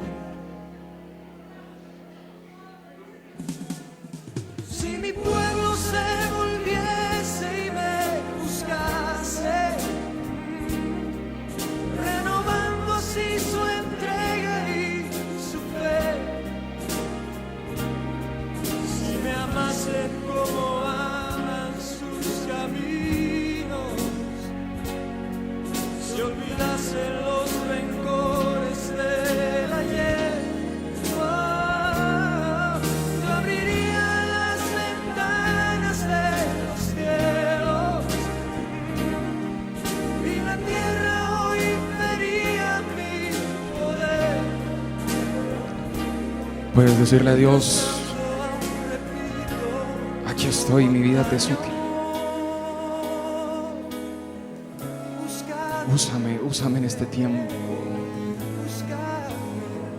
Úsame para tu gloria, úsame para tu honra.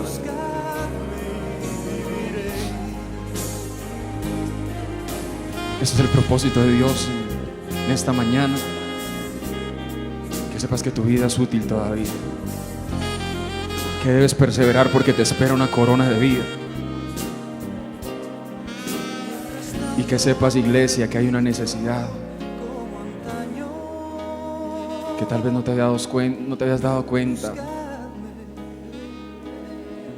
Y hay una juventud que también está esperando tus oraciones y tu ánimo. Qué bueno que Dios nos acompañe en esto. Yo te la paso. Asimismo, en este ambiente espiritual,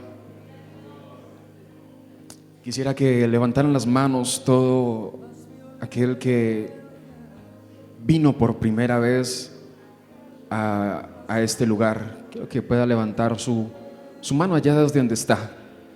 Que pueda levantar su mano todo aquel que vino por primera vez.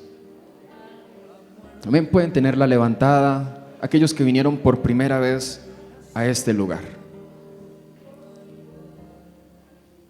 ¿Alguien más vino por primera vez?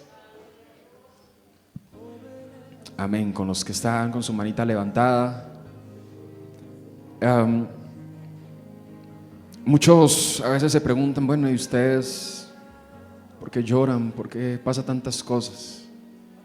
Y yo quiero decirle que yo vengo como muchos de ustedes, de un hogar destruido, de un hogar en el que pasaron muchas cosas, pero gracias a Dios hoy estamos aquí. Gracias a Dios un día todo ese dolor fue cambiado por alegría, y eso es lo mismo que Dios quiere brindarle a ustedes, porque por sí mismos ustedes no pueden perdonarse, no pueden ser salvos por ustedes mismos. Pueden sentir alegría mientras estén aquí en la tierra, pero después de cuando llegues a morir, ¿qué pasará con tu vida? Todo lo que hiciste en la tierra pagará tus pecados de la eternidad. Por eso quiero invitar a todo aquel que vino por primera vez y que quiera pasar aquí al frente y aceptar a Jesucristo como Señor y Salvador. Puede pasar mientras toda la iglesia está con sus ojos cerrados. Todo aquel que quiera pasar aquí y decir: yo necesito a Jesús como mi Salvador, porque no puedo perdonarme por mí mismo, porque mis acciones no me pueden catalogar como una buena persona. Todo aquel que levantó sus manos y que quiera aceptar a Cristo en su corazón, yo lo invito a que pase por este lugar, por este pasillo. Tal vez su corazón le dice: no lo haga. Tal vez el miedo en su corazón le dice: no lo haga. Pero aquí está el Señor, aquí está Jesucristo, esperando a que puedas pasar y recibirle en tu corazón. Todo aquel que quiera pasar puede hacerlo. Qué bueno que pasó una persona, pasó un hermano que quiere aceptar a Jesús en su corazón.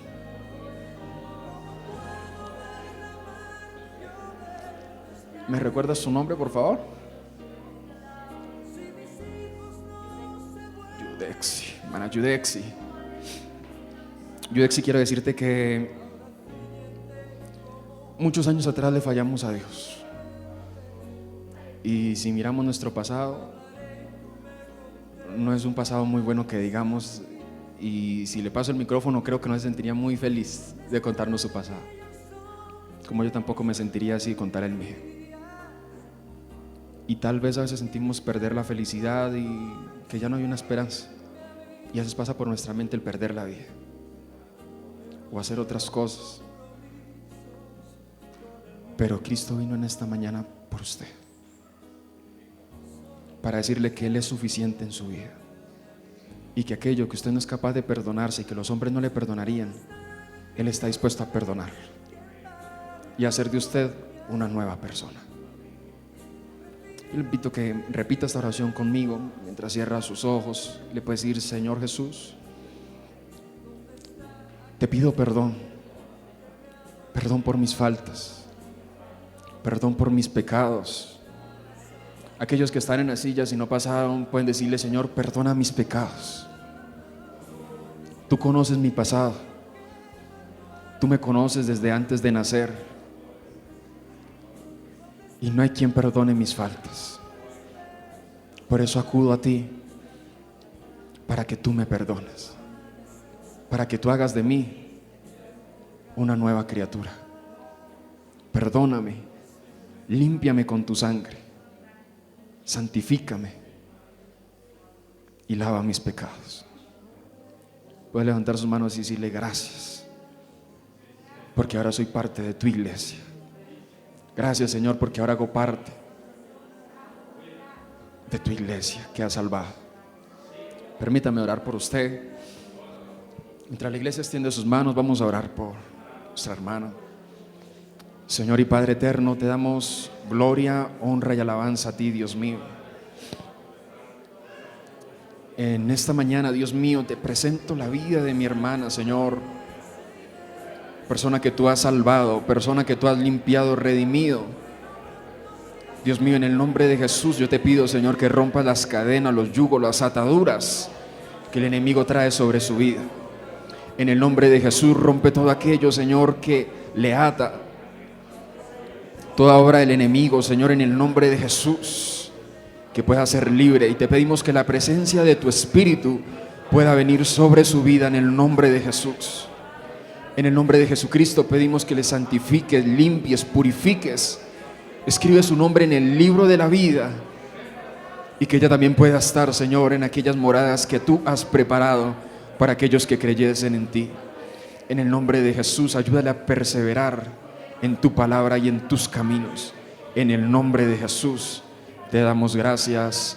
Amén y amén. ¿Cuánto le damos la bienvenida? Amén.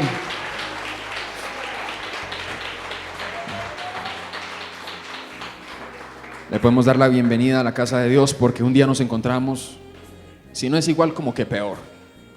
Amén. Entonces vamos a estar orando por la palabra para finalizar y darle paso aquí a mi hermana Sara, que estuvo dirigiendo el culto. Amén. Padre, te damos gracias, Señor, en esta mañana por tu palabra, por tu fidelidad, por tu misericordia.